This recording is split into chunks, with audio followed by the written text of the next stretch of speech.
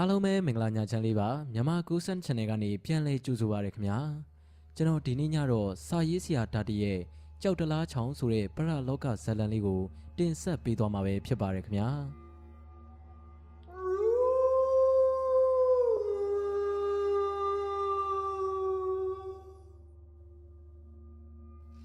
ကြောက်တလားချောင်းနယ်ဗျ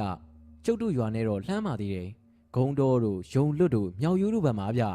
ဘာကြောင့်ဒီနာမည်ခေါ်တယ်ဆိုတာတော့ကျုပ်လည်းတိတိကျကျမသိပါဘူးဗျာတချို့ကပြောတာတော့လာပြင်းညာဆိုရင်ချောင်းထဲမှာကြောက်တလားကြီးတစ်လုံးပေါ်နေတတ်တယ်တဲ့အဲ့ဒီကြောက်တလားကြီးထဲမှာရွှေငွေရတနာအပြည့်ရှိတယ်ဆိုပဲအဲ့ဒါကြောက်တလားတိုက်ကဥစ္စာဆောင်နေစောင့်နေကြတဲ့တိုင်လို့ပြောကြတယ်ဗျကျုပ်ကလည်းကြောက်တလားချောင်းကိုလာပြင်းညာနေဖြတ်ကူဘူးပါတယ်သူတို့ပြောတဲ့ကြောက်တလားကြီးတော့တခါမှမတွေ့ဘူးပါဘူးဗျာတချို့ကလည်းပြောကြသေးတယ်ဗျညနေမိုးချုပ်ဆဆိုရင်ကြောက်တလားချောင်းထဲမှာကြီးစီတန်းနေခေါင်းလောင်းတန်နေကြားရတယ်ဆိုပဲချောင်းကလည်းနှွေးမှာပါရေရှိတဲ့ချောင်းဗျနှွေဘက်မှာဖြတ်ကူရင်တော့ရေကဒူးစစ်လောက်တော့မြုပ်သေးတယ်ရေခမ်းချောင်းမဟုတ်ဘူးဗျဒီချောင်းကဘယ်အထိစီးသွားတယ်ဆိုတာလဲဘယ်သူမှတိတိကျကျမသိကြဘူးဗျကျုပ်လည်းမသိဘူးလေ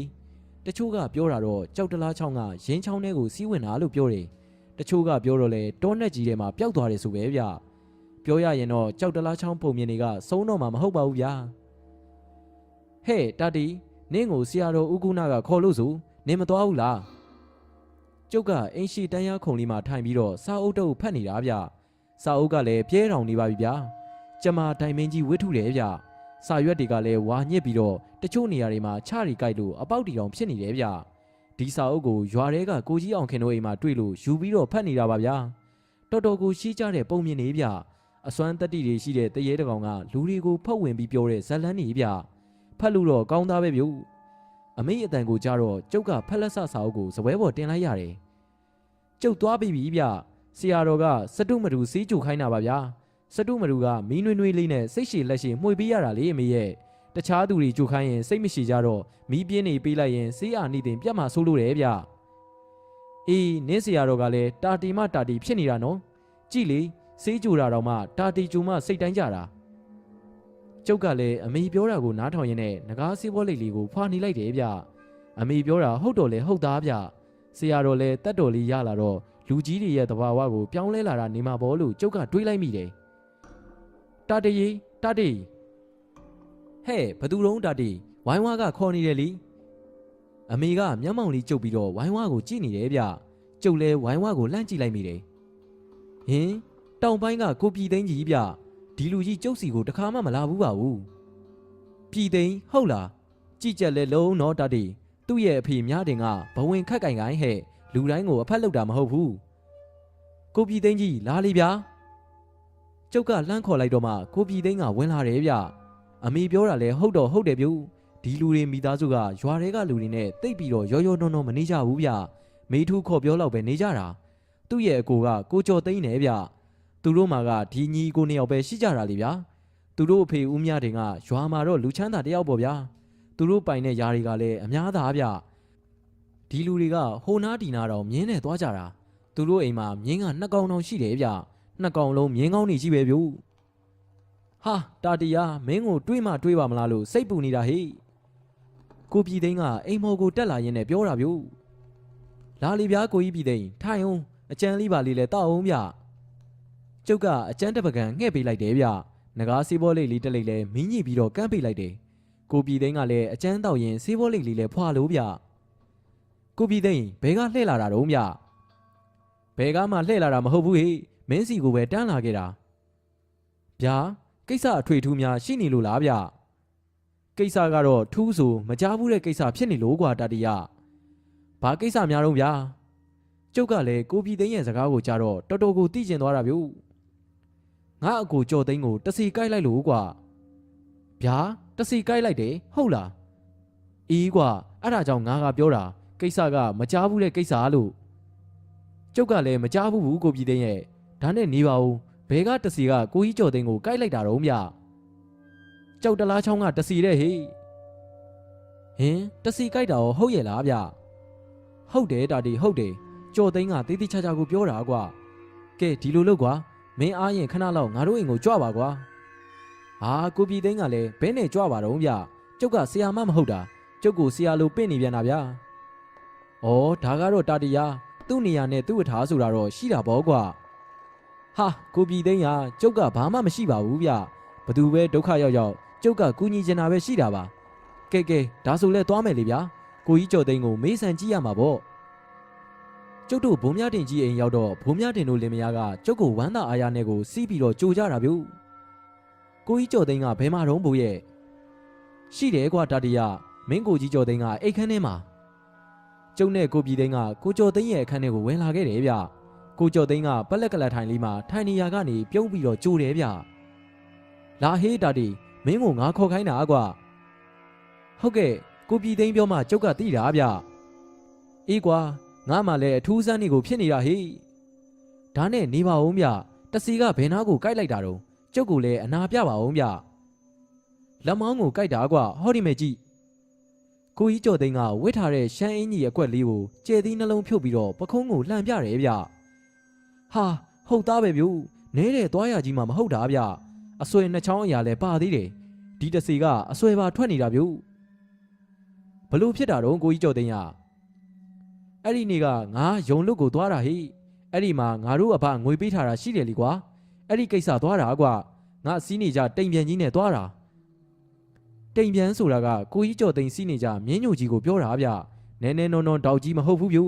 ရွာထဲမှာစီးသွားတဲ့အခါဆိုရင်ခြံစည်းရိုးတွေအပေါ်မှာကုန်းနီးကကြော်နေတာဗျအပြန်မှာငွေတွေလဲပါလာတော့ငါကသတိနဲ့ပြန်လာတာကွာကြောက်တလားချောင်းကိုဖြတ်တဲ့အချိန်မှာမှောင်ရီဖြစ်နေပြီဒါပေမဲ့လာပြင်းညာဆိုတော့လာထွက်စအလင်းရောင်လေးတော့မြင်နေရပြီကွာအဲ့ဒီအချိန်မှာပဲငါမြင်းပေါ်ကိုလူတယောက်ကခုန်တက်တယ်လို့ဖြစ်သွားတယ်ငါလည်းလန့်ပြီးကြည့်လိုက်တော့လူမဟုတ်ဘူးဟေးတစီကွာတစီသွားအကျဲသားနဲ့ငါ့ကိုရီပြနေတယ်ကွာ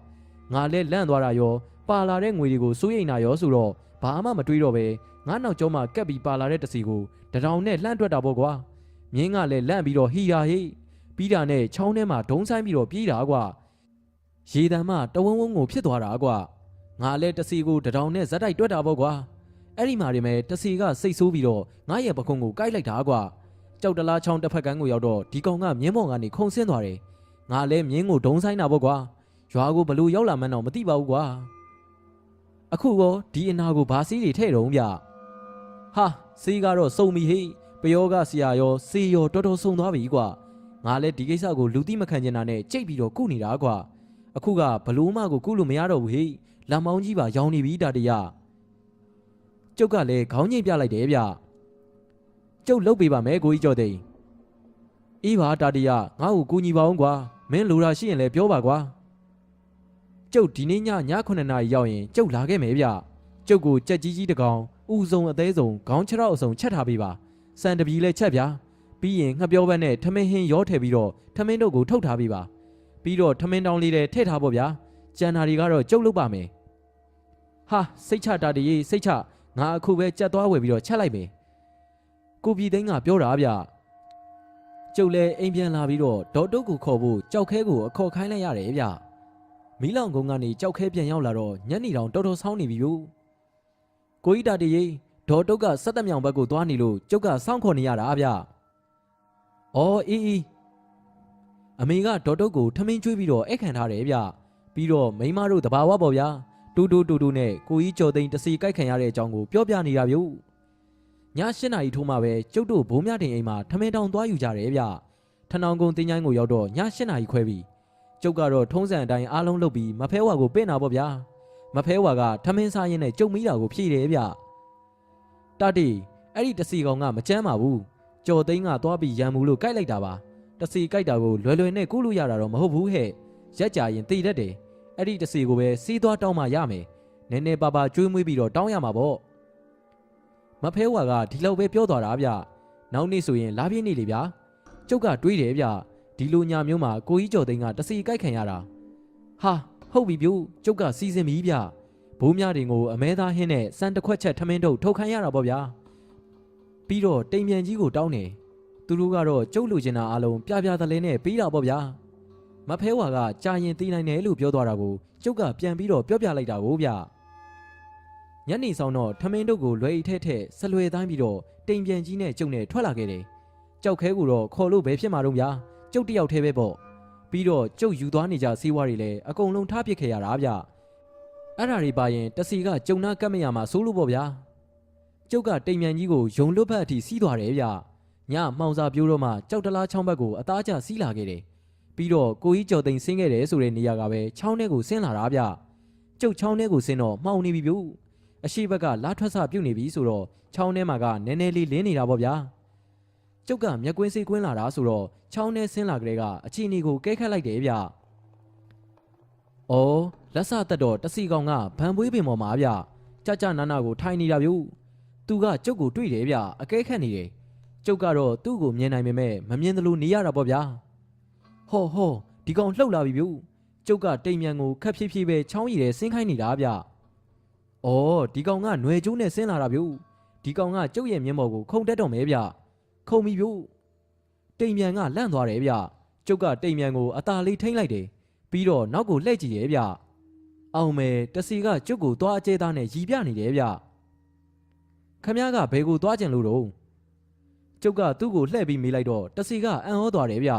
ပြီးတော့တစ်ဖက်ကန်းကိုလက်ညှိုးထိုးပြတယ်ဒီတစီကစကားမပြောနိုင်ဘူးဗျသွားကတော့အကျဲသားနဲ့ရီနေတာဗျမဖဲဝါပြောတာဟုတ်သားဗျဒီကောင်ကတိတ်ပြီးရိုင်းဆိုင်ဟုတ်ပုံမရဘူးဟောဒီကောင်ကကျုပ်ရဲ့လွယ်ထဲကထမင်းတို့အနံ့ရသွားပြီဗျနှာခေါင်းလေးကိုတရှုံရှုံလှုပ်နေတယ်အသားကတော့မဲနဲ့နေတဲ့ကောင်ဗျအောက်ပိုင်းမှာပစိုးတူတူလေးဝစ်ထားတယ်ဒူးကောင်းလောက်ပေါ့ဗျာအပေါ်ပိုင်းမှာတော့အင်ကြီးမပါဘူးဗျကိုတုံးလုံးနဲ့ပဲဟိုဘက်ကန်းရောက်တော့ခမားကိုထမင်းကျွေးမယ်ကိုတစီကတော့ဝမ်းသာသွားတဲ့ပုံပဲဗျဒါပေမဲ့ကိုတစီခမားကိုကျုပ်တခုပြောရအောင်မယ်ဗျဟိုတခါလာပြညတော့ကကျုပ်အကိုကိုကိုက်လွတ်လိုက်တာအနာဖြစ်နေတယ်ဗျအဲ့ဒါဆေးလို့ရှင်လို့လာတာပြီးတော့ကျုပ်အကိုကခမားကိုရံမှုလို့ခမားကိုက်လိုက်တယ်ဆိုတာကျုပ်သိပါတယ်အဲ့ဒီအတွက်လဲကျုပ်အကိုရဲ့ကိုစားကျုပ်ကတောင်းပန်ပါတယ်ဗျာဟိုဘက်ကန်းကိုရောက်ရင်ကိုတစီကခမားကိုက်လိုက်တဲ့အနာပြောင်းမဲ့စီကိုကျုပ်ကိုပေးပါကျုပ်ကကိုတစီကိုအမဲသားဟင်းနဲ့ထမင်းကျွေးပါမယ်ကဲဘဲနဲ့တော့အသားမဲနဲ့ပြီးတော့သွားအကျဲသားနဲ့ရီးနေတဲ့တစီကခေါင်းငိမ့်ပြတယ်ဗျကြောက်တလားချောင်းရဲ့တစ်ဖက်ကန်းလဲရောက်ရောတစီကတိမ်မြန်ကြီးပေါ်ကနေခုန်ချပြီးတော့ဖြက်ကနေပျောက်သွားတယ်ဗျကျုပ်ကတော့တိမ်မြန်ကိုဇောင်ညမ်းပင်အောင်ဆွဲသွားပြီးကြိုးချီထားလိုက်ရတယ်ဗျပြီးတော့တစီကိုထမင်းကျွေးဖို့နေရာရှာရတာပေါ့ဗျာဟောတွေ့ပြီဗျဇောင်ညမ်းပင်နဲ့မလန်းမကန်းမှာကြောက်ပြားကြီးဗျဘေးမှာကမြရပင်တွေပေါက်နေတယ်ပြီးတော့ဘီးဆက်တော်လေးလည်းရှိတယ်